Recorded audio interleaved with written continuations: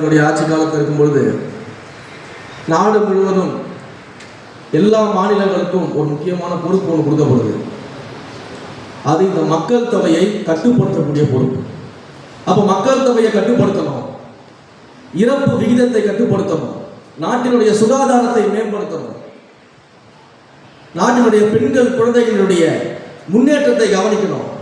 அதற்கு முதல் காரணியாக இந்த மக்கள் தொகையை கட்டுப்படுத்தணும் அப்படின்ற ஒரு மிகப்பெரிய பொறுப்பு அனைத்து மாநிலங்களுக்கும் வழங்கப்படுகிறது. தென் மாநிலங்கள் அனைத்தும் இந்த மக்கள் தொகை கட்டுப்பாட்டை மிக தீவிரமாக கடைபிடிச்சாங்க. இந்த குடும்ப கட்டுப்பாடு நிகழ்வுகள் போனது எல்லாத்தையும் செஞ்சு மிக தீவிரமாக கடைபிடிச்சாங்க. அதன்படி தென் மாநிலங்களில் மிகப்பெரிய அளவில் இந்த மக்கள் தொகை கட்டுப்பாடு நடந்துச்சு. அப்படியே வட மாநிலங்களில் பார்த்தோம்னா அது நடக்கவே இல்லை, மக்கள் தொகை அதிகமாகிட்டே இருந்துச்சு. அப்போ 1976 அம்மையார் இந்திரா காந்தி அவர்கள் அறிவிக்கிறாங்க. என்ன சொல்றாங்க? டீலிமிட்டேஷன் என்ற முறையில் இன்றைக்கு தொகுதியினுடைய எண்ணிக்கை மாற்றி அமைக்கக்கூடிய ஒரு சூழல் வந்துச்சுன்னா, அதிலையும் குறிப்பாக நாம சொன்ன இந்த மக்கள் தொகை கட்டுப்பாட்டை மிகச் சிறந்த அளவில் நேர்மையாக செய்த தென் மாநிலங்களுக்கான பிரதிநிதித்துவம் குறையும், அவர்களுடைய நாடாளுமன்ற தொகுதிகளின் எண்ணிக்கை குறையும். இது ஃபேர் கிடையாது, இது நியாயம் கிடையாது. அப்ப இதன் அடிப்படையில் இதை செய்யக்கூடாது அப்படின்னு 25 ஆண்டு காலங்களுக்கு இந்திரா காந்தி அவர்களுடைய பீரியட்ல இதற்கான ஒரு ஃப்ரீஸை கொண்டு வந்தாங்க. திரும்ப 2001 2002 மறுபடியும் இந்த டீலிமிட்டேஷன் வருது.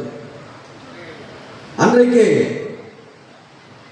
ஆண்டு கொண்டிருந்த பாஜகவினுடைய பிரதமராக இருக்கக்கூடிய வாஜ்பாய் அவர்கள் இதே கருத்தை முன்வைச்சார்.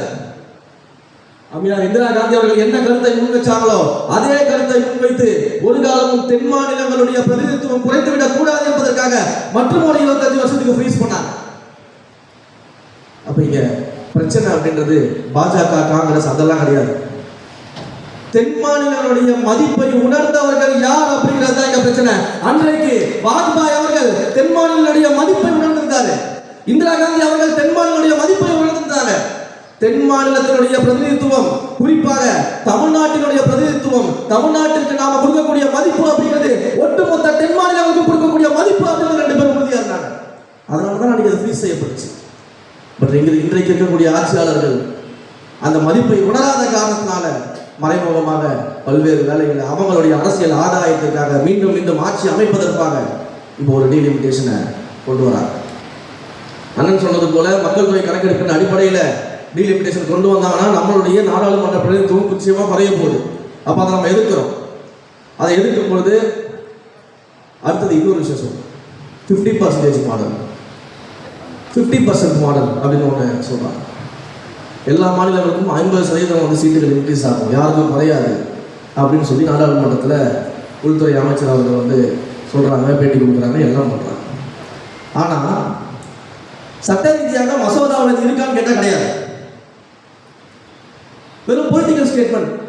ஒரு பொலிட்டிக்கல் ஸ்டேட்மெண்ட்டை நம்பி எப்படி நம்ம இதுக்குள்ள போக முடியும்?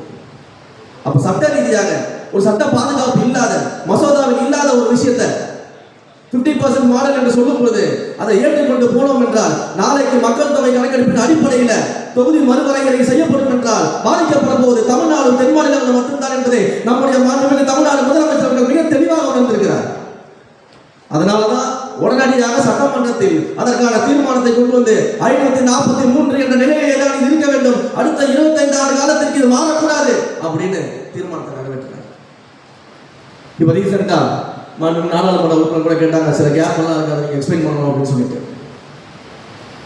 நம்முடைய முதலமைச்சர் அவர்கள் இந்த எண்ணிக்கையில் எந்த மாற்றமும் நிகழக்கூடாது என்றுதான் வலியுறுத்தி இருக்கிறாரே தவிர இந்த 50% மாடலுக்கோ இல்லை இந்த டீலிமிட்டேஷனுக்கோ ஒத்துக்கிட்டு வரல. ஆனா நீங்க சொன்ன அந்த கேப்பை பயன்படுத்தி தான் திமுக என்ன பண்ணுது, நிலையில் மாறிவிட்டாங்க. அன்றைக்கு 543 சொன்னாரு, இன்னைக்கு எண்ணிக்கை மாறக்கூடாது சொல்ற, ரெண்டுக்கு என்ன வித்தியாசம்? 543 தான் இருக்கணும்னு சொல்லி சட்டமன்ற தீர்மானத்தை ஒரு மனதாக நிறைவேற்றிருக்கோம். அந்த எண்ணிக்கை மாறக்கூடாதுன்றதை வலியுறுத்துறோம். இதுல எங்க மாறுதல் இருக்கு? உண்மையிலேயே மாறுதல் எங்க இருக்குன்னா திமுக கிட்ட இருக்கு. அன்னைக்கு டீலிமிட்டேஷன் தேவையில்லை அப்படின்னு கருப்பு கொடி எடுத்துட்டு போராடுறது, அந்த மசோதா நடிச்சு எரிக்கிறது, இது எல்லாத்தையும் பண்ணிட்டு இன்றைக்கு இதே சட்டமன்றத்தில் நாங்கள் பரிசீலனையில் வச்சிருக்கிறோம். 543 குறையக்கூடாது, ஒருவேளை இன்க்ரீஸ் ஆச்சுன்னா என்ன பண்றாங்க பத்தி நாங்கள் பரிசீலனை செய்யணும்னு சட்டமன்றத்திலே பேசிக்கிட்டு இருக்கோம். அப்போ இந்த கேப்பை வச்சுக்கிட்டு நம்முடைய ஸ்டாண்ட் கிளியரா இருக்கும்போது மக்களை குழப்புவதற்கான வேலைகளை ஈடுபட்டு இருக்காங்க அப்படின்றத அண்ணனுடைய கேள்விக்கு பதிலாக நான் இந்த இடத்துல பதிவு பண்ணிக்கிறேன். இங்கேயும் தைரியமா சொல்றோம், நேர்மையா சொல்றோம். இந்த டீலிமிட்டேஷனை பொறுத்த வரைக்கும் மாண்புமிகு தமிழ்நாடு முதலமைச்சர் அவர்கள் மிக தெளிவாக இருக்கிறார். 543 என்ற எண்ணிக்கையை மாற்றக்கூடாது. அடுத்த 25 ஆண்டு காலங்களுக்கு இதை ஃப்ரீஸ் செய்ய வேண்டும். நாங்க ஃபேர் டீலிமிட்டேஷன் கேட்கல, நோ டீலிமிட்டேஷன் சொல்லல, ஃப்ரீஸ் டீலிமிட்டேஷன் அப்படின்னு தெளிவா சொல்றோம்.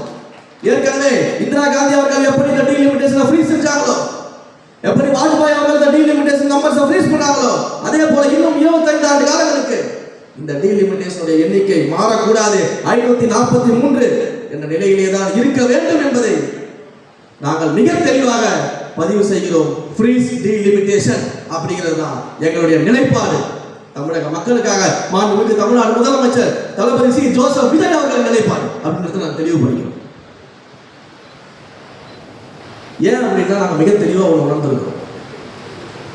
ஒரே ஒரு எக்ஸாம்பிள் மட்டும் சொல்லிட்டு நான் முடிச்சிருந்தேன். என்னுடைய உறவினருக்கு ஒரு 5 பேருக்கு தங்குறதுக்கு அறை தேவைப்படுது. அப்போ அவங்களுக்காக நான் ஒரு வீடு கட்டுறேன். 5 பேருக்கு தேவையான அறை தேவைப்படுதுன்னா 5 ரூம் வச்சு நான் வீடு கட்டுவேன். இதுதான் நியாயமான முறையாக இருக்கும். ஆனால் நான் 5 ரூம் கட்டிட்டேன், அதனால 5 உறவினருக்கு வேணும்னு சொல்லி நான் உள்ள கொடுத்து உட்கார வைக்க முடியாது. இன்னைக்கு நாடாளுமன்றத்தில் நடக்கிறது அதுதான்.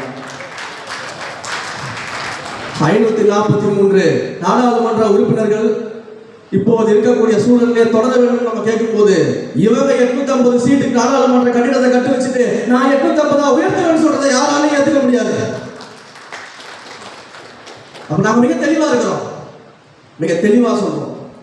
எந்த கேப்ல, எந்த சைக்கிள் கேப்ல எந்த சூழ்ச்சி பண்ணாலும் அந்த சூழ்ச்சிகளுக்கெல்லாம் ஒரு காலமும் மாண்புமிகு தமிழ்நாடு முதலமைச்சர் அவர்களும் அசைத்து கொடுக்க மாட்டார்கள், தமிழ்நாடு மக்களும் அதை நம்ப மாட்டார்கள் என்பதை இந்த இடத்துல தெளிவா பதிவு பண்ணிட்டு இந்த இடத்தில் எனக்கு பேசுவதற்கு வாய்ப்பு அளித்திருக்கக்கூடிய அனைவருக்கும் எனக்கு நெஞ்சார்ந்த நன்றிகளை ஒரு முறை மீண்டும் தெரிவித்துக் கொண்டு அடுத்தடுத்த பல மேடை நிகழ்வுகள் இருக்கு. என்னுடைய 100 நாள் சாதனை பொதுக்கூட்டங்கள் இருக்கிறதா நானும் மாண்புமிகு அண்ணன் பர்வேஸ் அவர்கள் அமைச்சர் அவர்களும் செல்லக்கூடிய ஒரு சூழ்நிலை இருக்கிறதுனால எங்களுடைய பிரசன்ஸ் ஆனாலும் இங்கே இருக்கணும்னு சொல்லிட்டு தான் எங்கள் அண்ணன் கூப்பா கிருஷ்ணன் அவர்களை இங்கேயே விட்டுட்டு போகிறோம்.